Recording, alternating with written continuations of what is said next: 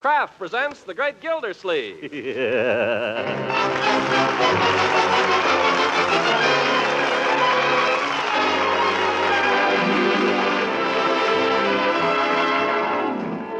Kraft Cheese Company, makers of Parquet margarine and a complete line of famous quality food products, presents Harold Perry as The Great Gildersleeve. Kraft brings you The Great Gildersleeve every week at this time, written by John Whedon and Sam Moore, with music by Claude Sweet.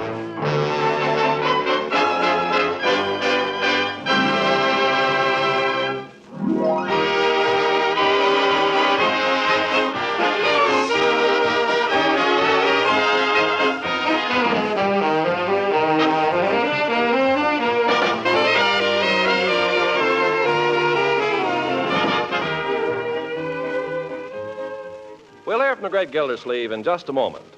Do you know that there's a spread for bread that's made by Kraft and that it's called Parquet margarine? Well, sure you do. Most everyone knows that. But do you know why this spread for bread that's made by Kraft and is called Parquet margarine tastes so good? Well, it's that fresh, delicate flavor that makes Parquet taste so good. And do you know that every pound of this spread for bread that's made by Kraft and is called Parquet margarine and tastes so good contains 9,000 units of important vitamin A? Well, then listen to more good news. This nourishing spread for bread that's made by Kraft and is called Parquet margarine and tastes so good and contains vitamin A also is one of the most economical energy foods you can buy.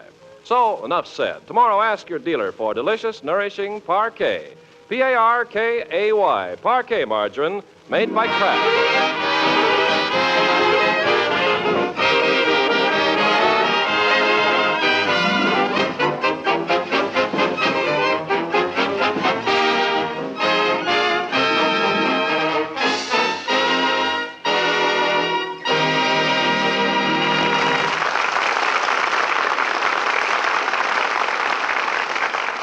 Let us turn now to the busy world of industry and finance. Jubilant last week was eager, bumbling Throckmorton P. Gildersleeve, one-time water commissioner and prospective mousetrap tycoon. The reason, he and his partner, Fibber McGee, envisioned a rosy future in a post-war world of mice and millions. Well, time marches on, and Gildersleeve forges ahead with plans for the manufacture of McGee's plastic mousetrap. We find him now at dinner discussing those plans with his legal counsel, Judge Hooker. Present also are his niece Marjorie and nephew Leroy. Now, let me give you the picture as I see it, Judge. To begin with, we issue 10,000 shares of stock, McGee and I, at a par value of $1 a share. Pass the salt, will you? You can reach it. That gives us a starting capital of 10,000. Now, all... Leroy, pass the salt. Leroy, pass the salt. She didn't say please. I did, too. And anyway, why should I? Pass the salt. Pass it. Here, Marge, salt. Never mind. You're too late. I'll eat it without salt. You'll take it. Here, give me that, Leroy. Uncle Mort, not on my ham. You asked for salt. Confound it. Now eat it. But not on my ham. The ham was salty already. I wanted it on my... Eat it. You gods. I'm trying to talk business with the judge here.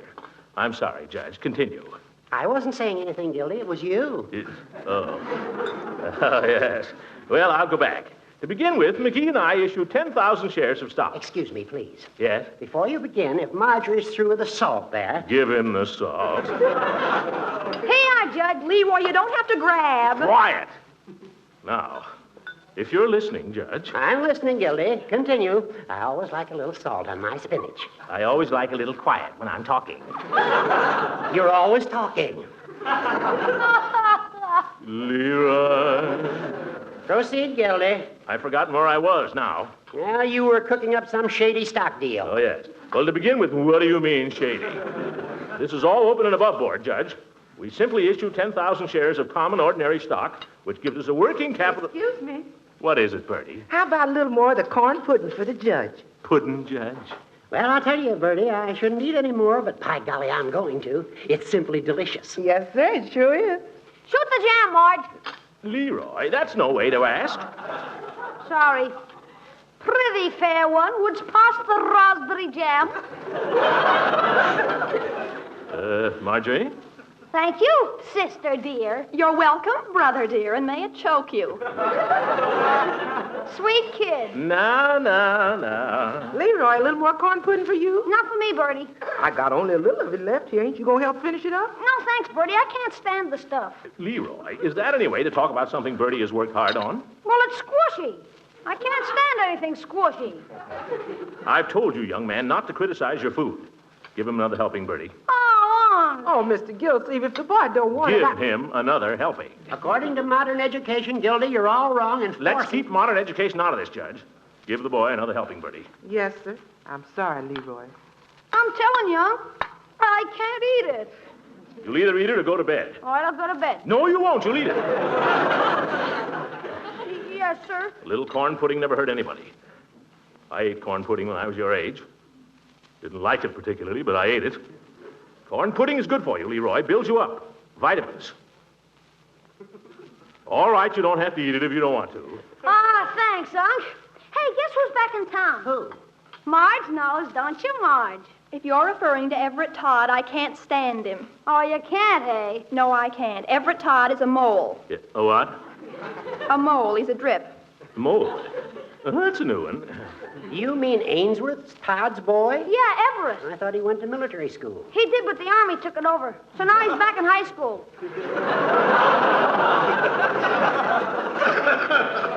He ought to be in reform school. Yep. Oh, now, he can't be that bad, Marjorie. His father's president of the First National Bank. We all know that, Judge. But what difference does it make? The boy is plainly a mole. And so is his old man. I can never stand him either. Thank you, Uncle Mort. Never had any use for Ainsworth. I haven't any use for his son. I don't want him hanging around my niece. Now, Gildy, you don't know anything about the boy. He's a mole, Judge. He threatened to come over this evening. If he does, I shall just refuse to see him. If he does, I shall throw him out on his ear. Boy, I hope he comes. Why? You haven't seen him lately. He's got a good 6 inches over you, Unc. Finish your dinner, Leroy. The judge and I have business. I'm finished. Eat your corn pudding. What? Eat it. Okay.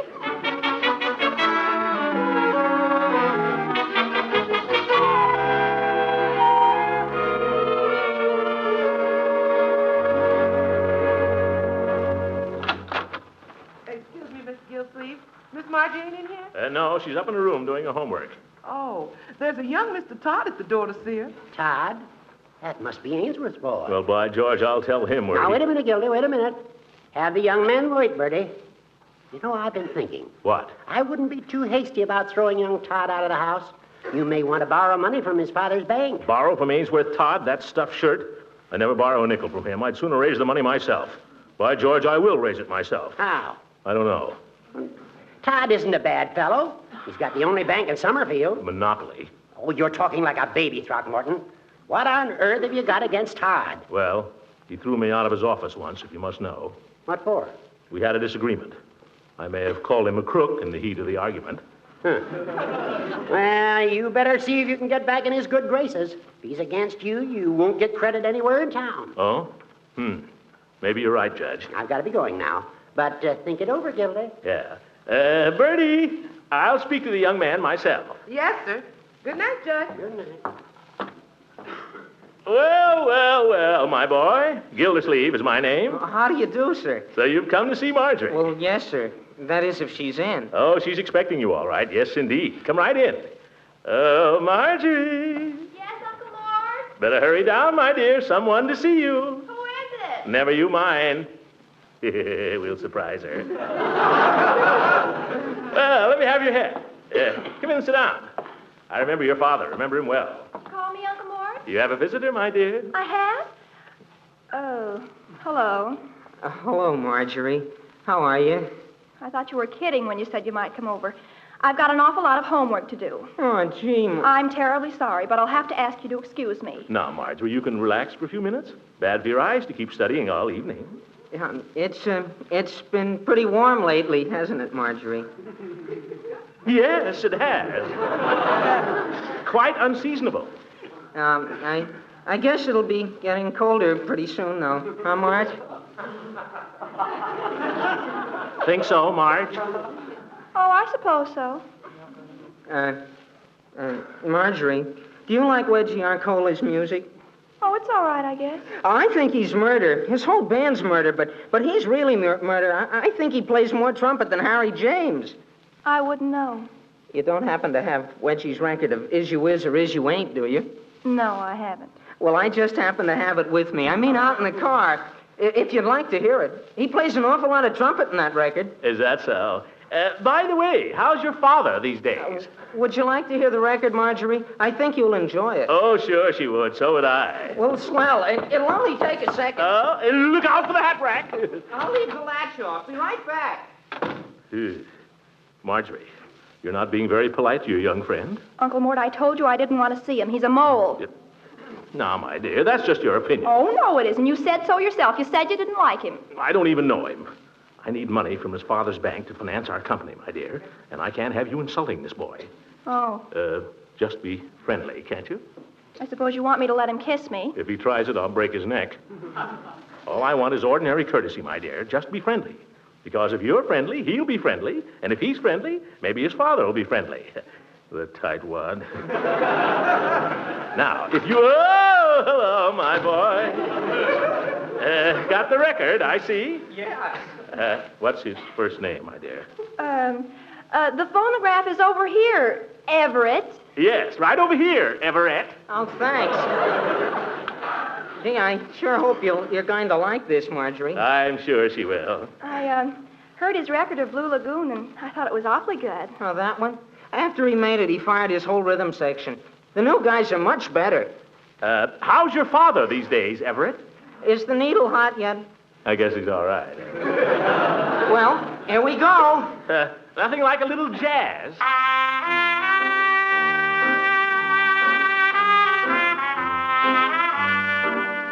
That's wedgie, Mr. Gildersleeve. Some tone, huh? Great. I always liked the cornet. It's a trumpet. Trumpet. Oh, it's hard to tell which is which. Quiet. How can we hear it? Oh, sorry. You think the fellow is Toscanini or Tchaikovsky? That's the end of the solo. That trumpet's really murder, isn't it? It suggests murder.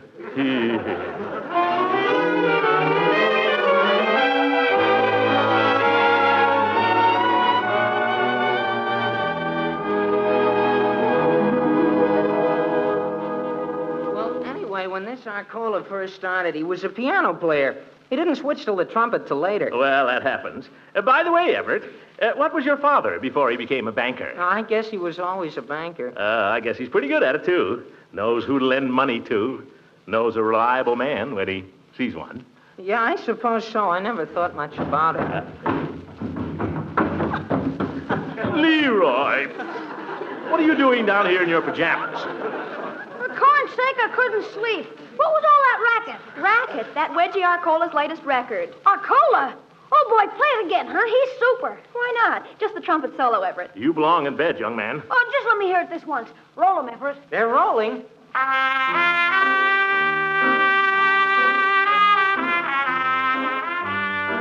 What'd you say the name of the piece was? Quiet, I want to hear the trumpet. They can hear it across the street. Why anybody gets paid for stuff like that, I can't imagine.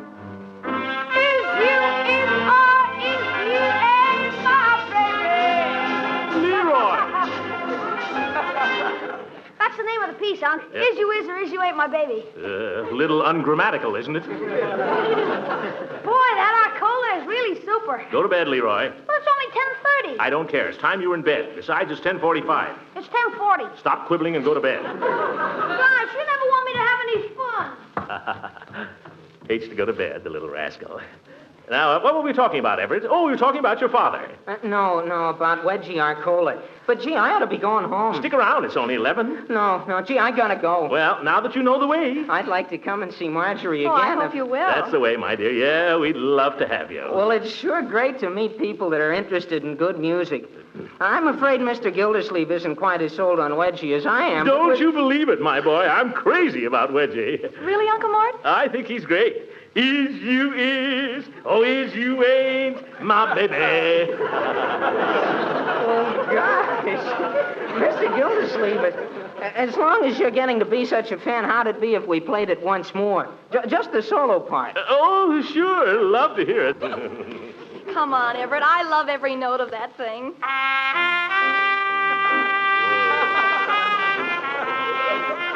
It'll take more than 10,000 to pay me for this, more than 20. By George, there isn't enough money in the whole bank.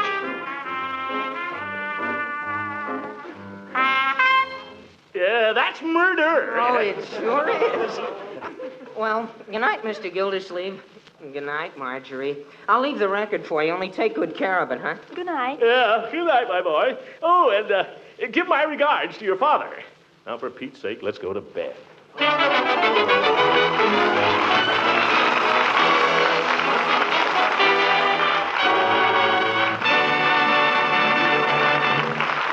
Greg Gildersleeve will be with us again in just a few seconds.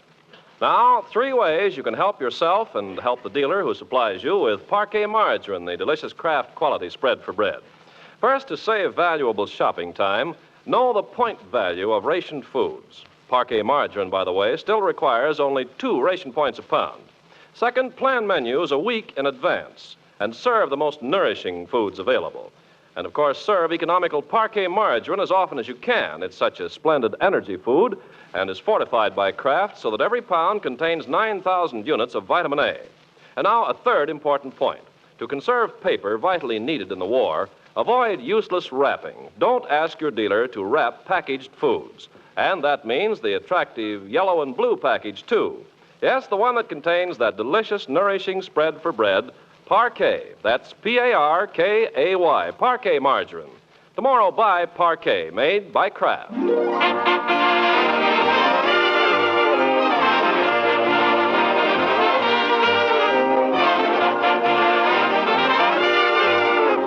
Now, let's get back to the great Gildersleeve.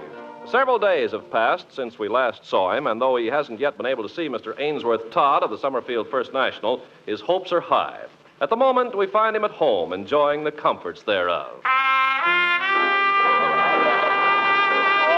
that thing again. I can't stand this. So he leaves home and seeks refuge down at the drugstore with his old friend, Mr. Peavy. Hot enough for you, Mr. Gildersleeve? I don't care how hot it gets, Peavy, as long as it's quiet. That's one thing I'll say for this place. It's quiet. Sometimes it's too quiet. Something I can do for you? No, I'd just like to sit here and enjoy a little peace, if you don't mind. Little hullabaloo at home? Hullabaloo. It's a madhouse. Every evening, all evening long, is you is or is you ain't my baby. I can't get the darn thing out of my head. Yeah, I know how it is. Reminds me of a tune when I was a boy. Drove Father crazy. That must have been 45 years ago, but I still catch myself humming it. Let's see, how did it go now? Never mind. Dun, dun, dun, dun, dun, dun, dun, dun, Let it go. Dun, dun, dun, I know. dun, dun, dun, I know, Peter. dun, dun, dun, That's enough. dun, dun, dun, dun, dun. There'll be a hot time in the old town tonight. Listen, that's the kind of a thing I came down here to get away from. Oh, I'm sorry, Mr. Gildersleeve, but your mentioning tunes reminded me of it. I'll be more careful in the future. Yes, sir, I believe we still have a record of that on our music box. Music box?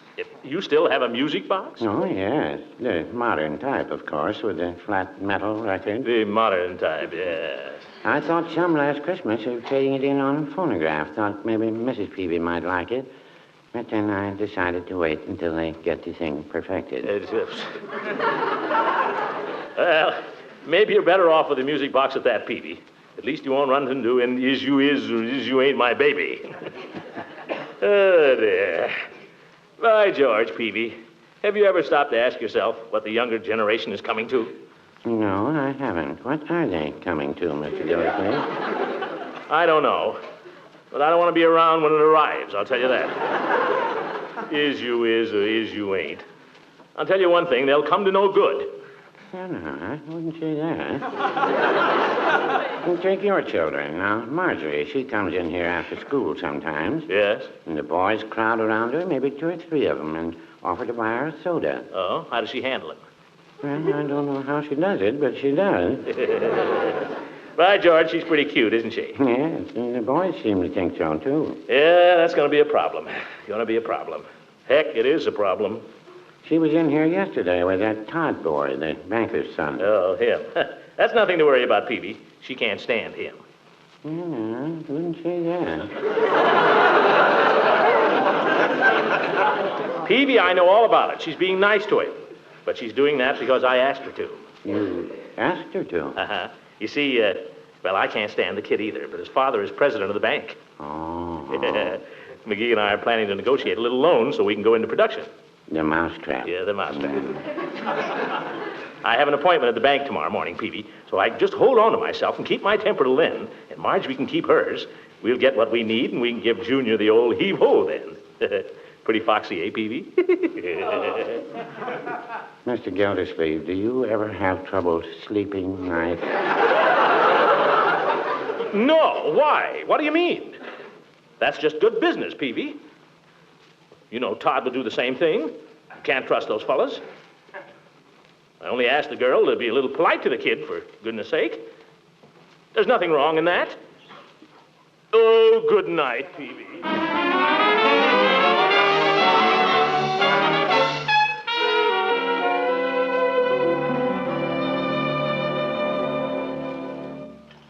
Well, good morning. Mr. Todd in? Gildersleeve is my name. I have an appointment. Oh, yes. Right through there, please. Mr. Todd, remember me? Gildersleeve? Oh, yes. Come in. I'm afraid I'm a little early. That's all right. I've been here since 8:30. Sit down. Thank you. I guess you have to get up pretty early in the morning to get ahead of the First National Bank of Summerfield. Yes, sir. Well, we're all a little busy these days. By the way, we've been seeing a good deal of your son lately. Fine lad. Perhaps he's mentioned me. Not that I recall. Oh, he hasn't. Was there something you wanted to see me about, Mr. Gildersleeve? Yes, there is. Mr. Todd, you're a banker, right? I like to think so. I guess we all know what bankers are in business for, to make a little money, right? The First National is interested in any legitimate proposition. Then you've come to the right place. Mr. Todd, I'd like a loan of $10,000. You would? Well, may I ask the purpose of this loan? The purpose is to build a factory. And what, may I ask, is this factory going to manufacture? None of your business.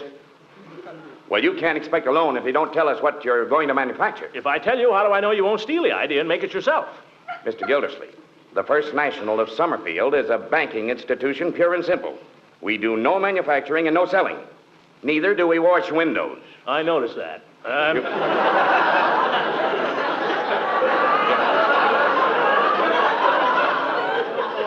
Well, you're in business, aren't you? Let us say, rather, that we're engaged in public service. Well, you can say it, but I don't know who'll believe it, brother. Here I come in with a perfectly good invention that all it needs is a little money to get it started. And what kind of a reception do I get? Mr. Gildersleeve, if you would be so very kind as to tell me what your invention is, perhaps we could then sit down and discuss this matter reasonably. All right, I'll tell you. Certainly, I'll tell you. I'll tell you what it is. It's a mousetrap. It's a mousetrap? Yeah, and a darn good one. Mr. Gildersleeve, I am a very busy man.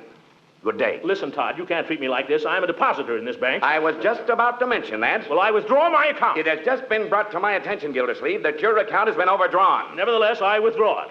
In the future, you can withdraw your son from my power if I don't kick him out first.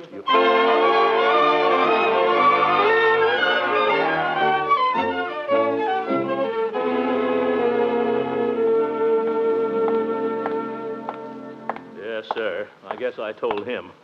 I'll tell that smart aleck kid, too. Teach him to park his car across my driveway. Oh. Marjorie! Hello, Mr. Gildersleeve. I'll deal with you in a moment, young man.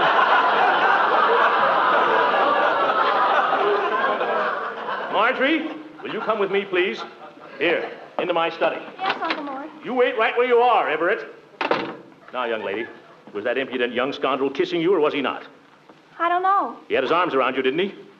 Sort of. He hadn't actually kissed you? Not exactly. What do you mean, not exactly? He either kissed you or he didn't. Well, he tried to kiss me, but he missed. Oh, I see. I might have known he'd be that kind of a boy who'd pull something like that. I knew he was a sneak the first minute I laid eyes on him. He's not a sneak. Oh, yes, he is. He's a sneak, and so is his father. And by George, I'm going to kick him right out of this house, and right now. Wait a minute, Uncle Mort. It wasn't his fault. Of course it was his fault. It's always the boy's fault. I tried to get him to kiss me. Marjorie, do you know what you're saying? I tried to get Don't him. repeat it. My little niece. I knew the time would be coming soon when we'd have to face this kind of thing. Oh, Uncle Mort, it's not so serious. Not so... Sit down, my dear. Look at me, not off at the bookcase. Now, this is serious, my dear.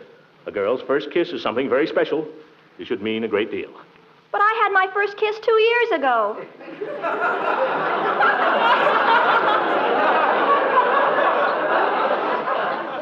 Jerry Nesmith. He kissed me in the cloakroom in junior high school.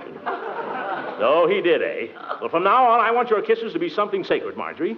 I want you to start saving them for the man you're going to marry. But I don't know who that is. You'll know when you meet him. When the right man comes along, you'll know. How? Well, you just know, that's all. It'll feel like spring in your heart, my dear. You'll find yourself thinking about him all the time. You'll be unhappy when he's not around. You'll spend all day looking forward to the moment when you'll see him. And when you're with him, you'll feel like singing.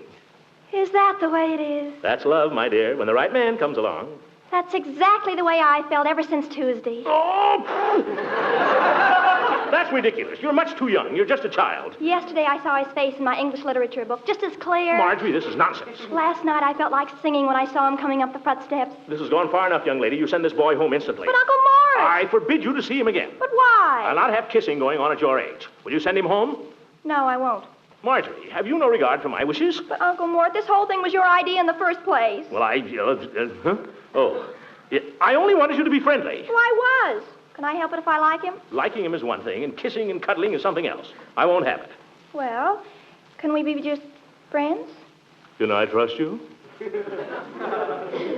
Sure. We'll just talk and have fun like we did before. Well, we can try it. But the first time I see a sign of any monkey business... Oh, Uncle Mort, you're a darling. Now, Marjorie... You're the sweetest uncle that ever lived. Now, why did I do that? Well, we're only young once, I guess. Probably just as well, too. Oh! This could go on for years.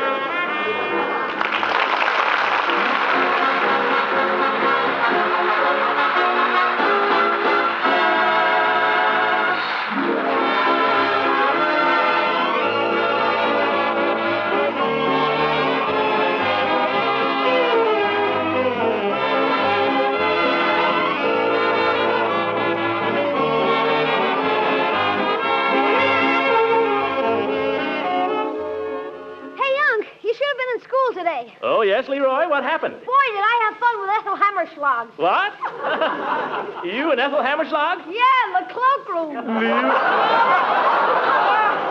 Leroy, what did... Me and Piggy put a live frog in a lunchbox. Boy, was she surprised. Very good, my boy. And I mean, don't ever do it again. You had to little Leroy. Good night, everybody.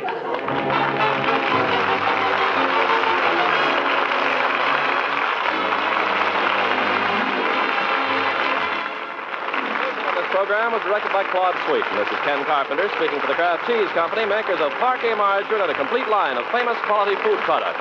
Kraft invites you to listen again next week for the further adventures of the Great Gildersleeve.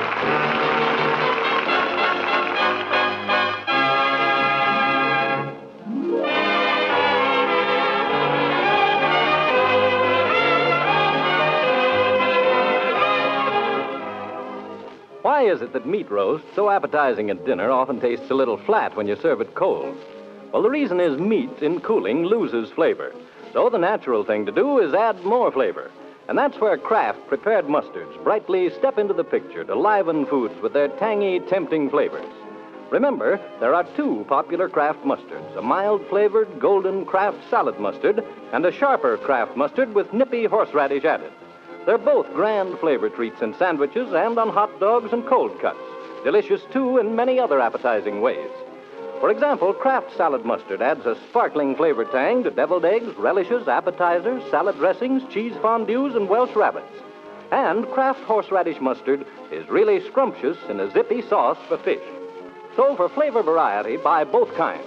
Nippy Kraft horseradish mustard and tangy golden Kraft salad mustard.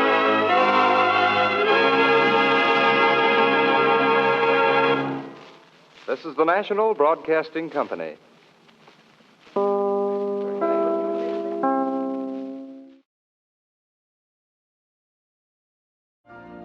You've been listening to the OTR Gold Network. Find more classic radio at otrgold.com.